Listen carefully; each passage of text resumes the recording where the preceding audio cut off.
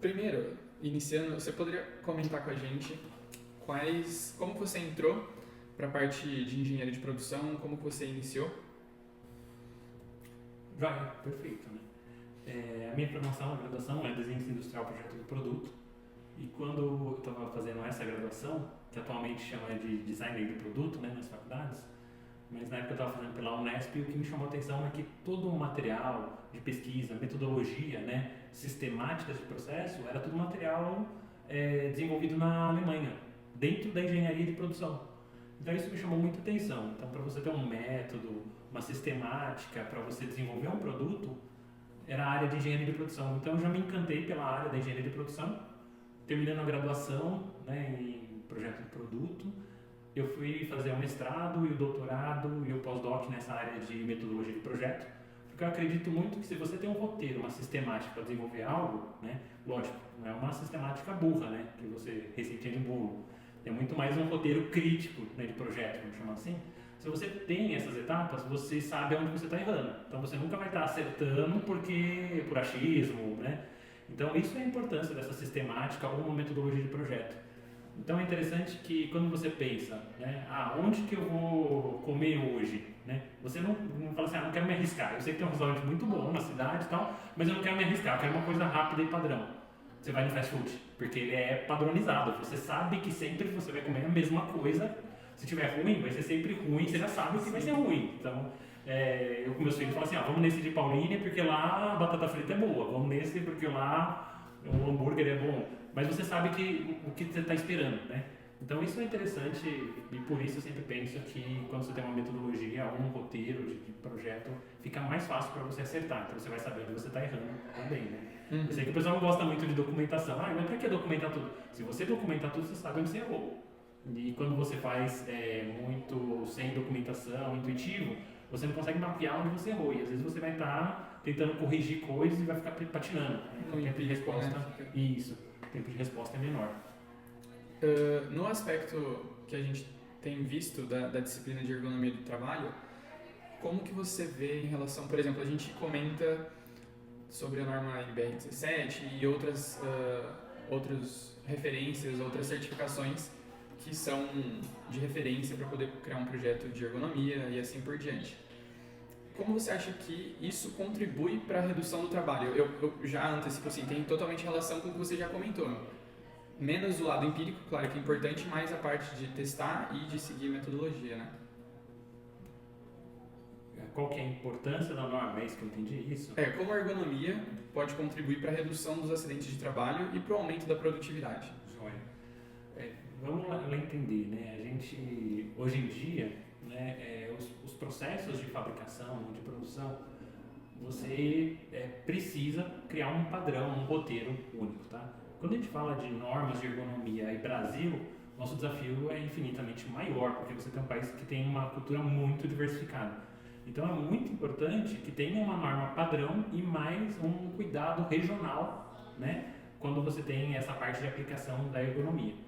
Então, quando você vai estudar ergonomia Brasil, é interessante que você vai ter uma sistemática, um roteiro, ou uma qualidade, ou uma norma NR17, que é Brasil inteiro, mas você tem a particularidade regional. Então, muitas vezes, a etimologia da palavra que você usa na norma já é difícil para aquela região.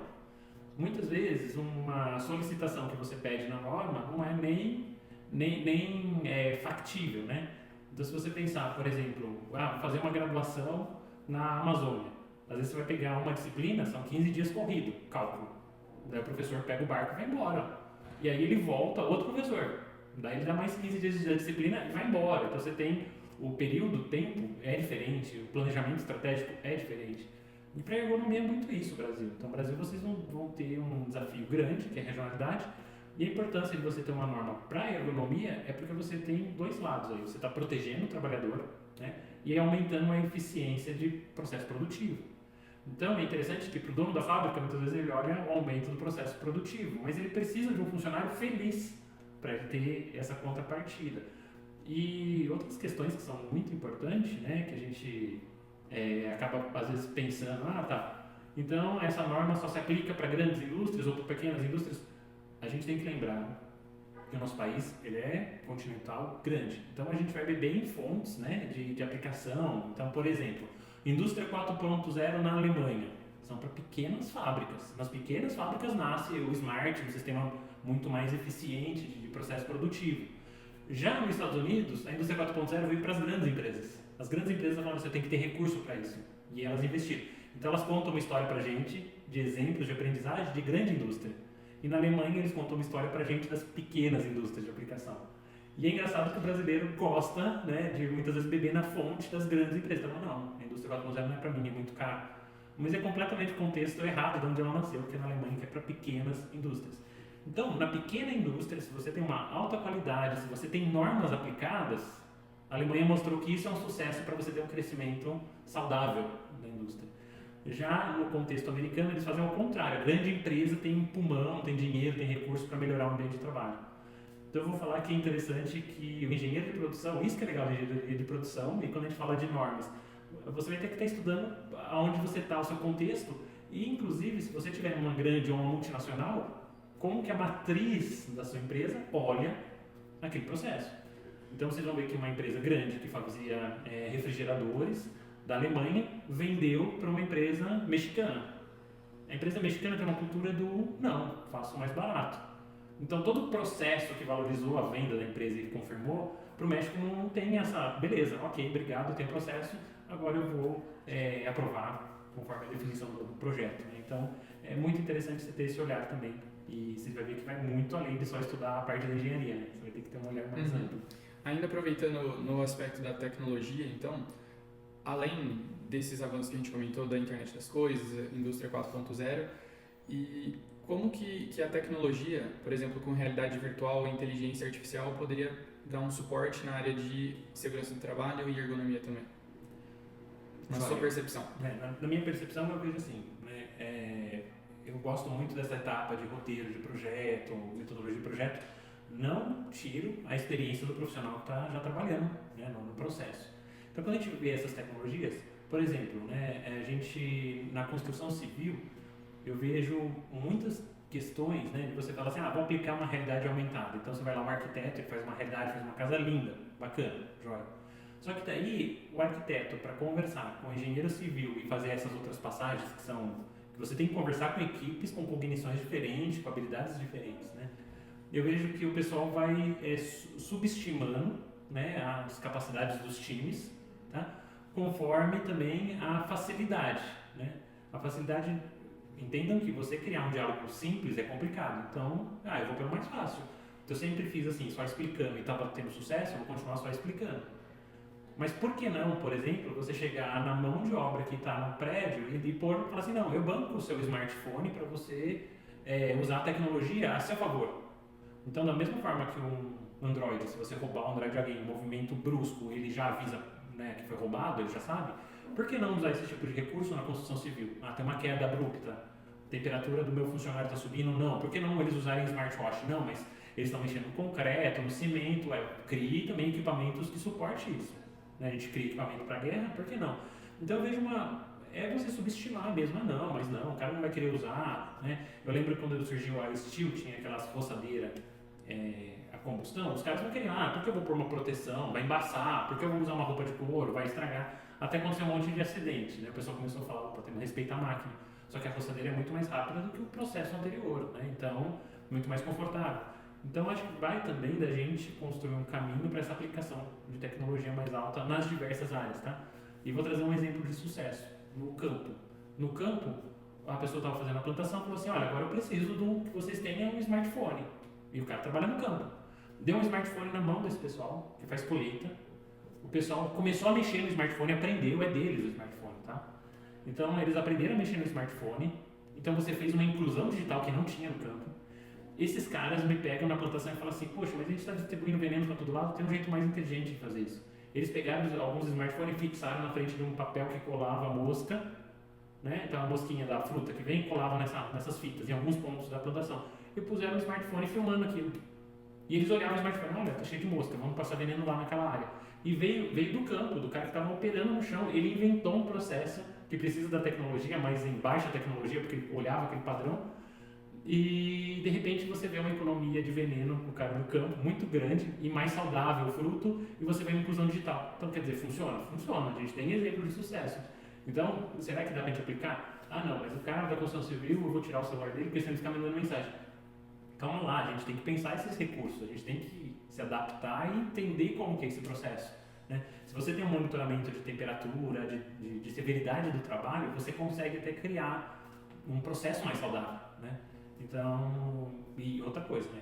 Calma lá, né? A gente está falando isso, mas a gente tem que ver também a resistência do trabalhador para as questões de segurança do trabalho, tá? Então, tem uma empresa aqui em Jaguariúna que eles adotaram um tablet para cada funcionário fazer a coleta de dados e eles não estão aceitando. Eles querem voltar para o papel, porque eles acham que tem muita etapa, que tem muito clique e tudo mais. Lógico, a gente vai melhorar isso, mas espera aí, que resistência é essa, né?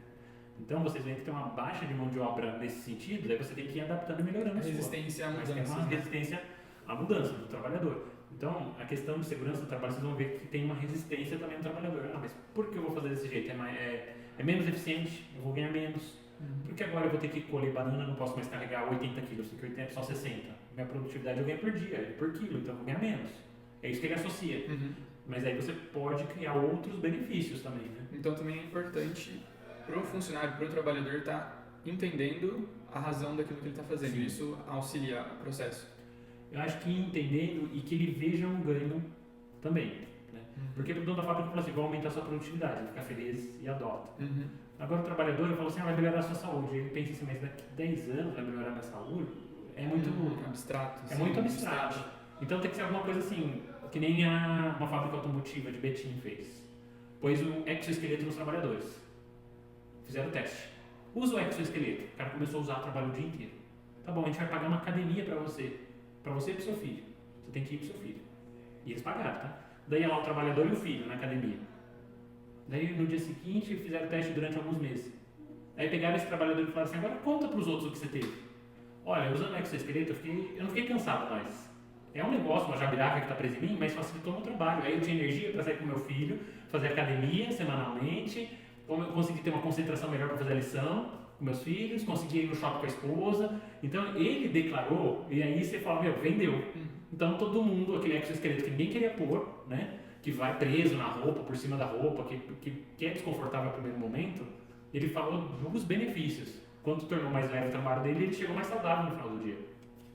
Vendeu a ideia para todo mundo. Virou um benefício palpável. Então eu gosto muito desses exemplos de sucesso para a gente conversar com o próximo. Né? Vamos fazer? Eu acho que é legal.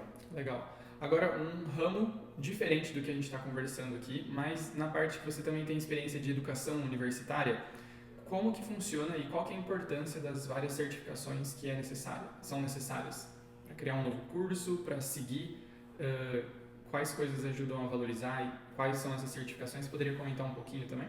Joia.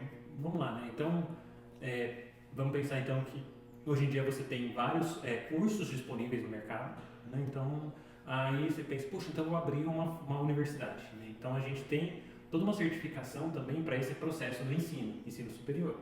Então você começa com uma faculdade, daí você valida que você é uma faculdade, que você tem multidisciplinaridade, que você tem um recurso para crescer, você vira um centro acadêmico. No centro acadêmico você tem as faculdades, mas você não tem um diretor por faculdade, você tem um diretor ainda geral. E depois você pode migrar e virar uma universidade, que tem as faculdades dentro, só que ela tem alguns outros privilégios, né? Então, a faculdade, quando ela é pequenininha, média, centro universidade, depois uma universidade, ela tem benefícios e tem contrapartidas para a sociedade. Tá? Então você vai falar assim, eu estudava lá numa faculdade. Joia, quando você estuda numa faculdade, por exemplo, você não vai ter uma internacionalização tão forte. No centro universidade, você vai ter uma internacionalização forte, mas uma multidisciplinaridade forte. Na universidade, aí você tem uma pós-graduação forte, tem que ter. Entendi. Então você tem esses níveis e você tem essa certificação da segurança para que você quer estudar, para o que você quer fazer.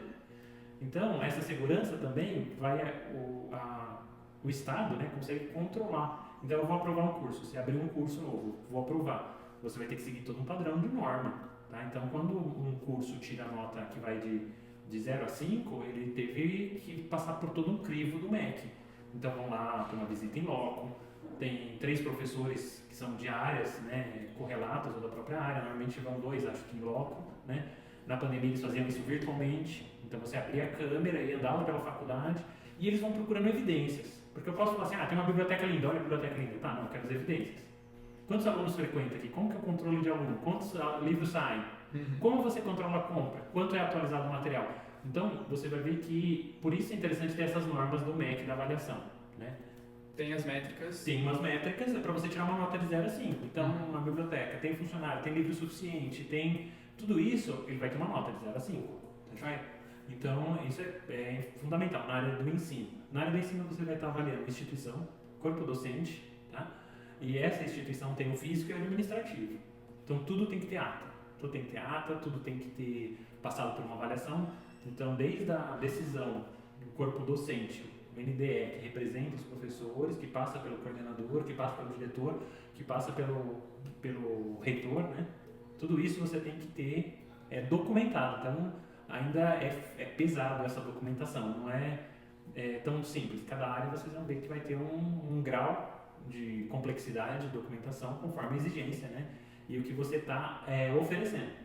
Existem certificações extra, além das do MEC, que seriam, que agregariam valor a isso? É comum ou nem tanto? Então, para as universidades, o que é interessante? Quando você entra num ranking internacional, né? Isso é interessante. Então, o que aconteceu agora? Né? A Escola Militar do Rio de Janeiro é a primeira, é uma das escolas, melhores escolas do Brasil, né? E uma referência internacional também, que é de ensino médio. Né? Então, é uma escola militar que leva o cara num nível, num padrão que você fala, pô, é esse padrão que eu quero.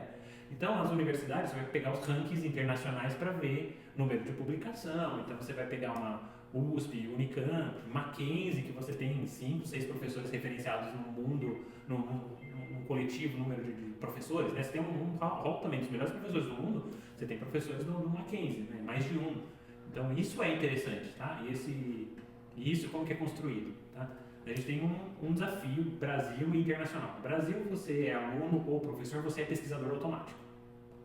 Já uma outra universidade, num outro lugar, aqui em outro país, eles às vezes dividem. Eu sou professor pesquisador, tenho meu laboratório e publico meus trabalhos. E sou professor de dar aula, dou aula, conta pontos, dar aula, número de alunos, orientação e tudo mais. Aqui no Brasil é tudo junto. Então, você não tem uma pontuação por dar aula, você tem uma pontuação por publicar artigos. Então, isso a gente, vou falar para você, o professor brasileiro é muito mais completo, o universitário é muito, eu acho ele muito mais punk, porque ele está encarando uma sala de aula e está publicando artigo. Né? Se não está publicando artigo, está escrevendo livro ou está fazendo uma ação social. Já em outros países você é pontuado conforme o tipo de pesquisador, ou professor de classe, ou professor de extensão. Aqui você é um só. Né? Mas é uma característica que eu acho que o brasileiro aumenta a criatividade e melhora a eficiência no trabalho do dia a dia, né? E seria possível alguém da área de produção auxiliar, aumentando a eficiência e otimizando, por exemplo, ajudando a parte das certificações? Claro que tem que juntar os conhecimentos, mas iria agregar algum conhecimento? Iria agregar utilidade também? Ou é uma área muito específica e não necessariamente? Para a área da educação? Isso. Não, a gente usa, precisa. Também? Precisa, tá? Vamos lá. Você tem o Enem, né? O Enem é para entrar na faculdade. Né? Depois do ENAD. E depois você tem o ENAD. O ENAD, ele tem uma fórmula, né? Então a gente usa professores de cálculo e matemática, inclusive, para fazer isso. Você tem uma fórmula que ele consegue mensurar que nota o aluno entrou na faculdade e que nota ele está saindo. Que daí vai dar uma média, vai dar ali o quanto a sua faculdade ensinou para o aluno. Tá? Então, esse coeficiente, eu preciso ter uma previsibilidade dele. Então, eu preciso da sua nota do Enem, de entrada, para me saber como você entrou na universidade, e depois do ENAD de saída. E eu vou criar essa média, né, esse impacto que a sua faculdade causou na vida do aluno. Então, quando você pensa, como que eu vou avaliar a faculdade? Eles usam o Enem, né? O ENAD. O ENAD, então, ele é uma avaliação para todas as turmas, todos os anos deveriam ter. O MEC não tem corpo para fazer isso todo ano. Então, ele dá uma licença anual de alguns cursos, sendo que licenciatura agora todos os anos vão fazer.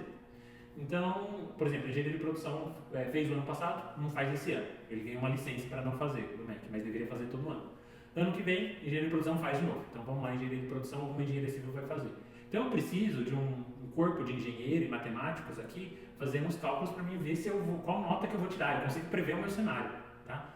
Então, na pandemia, aqui na Universidade de Mackenzie, era a engenharia de produção que estava ajudando a fazer os cenários.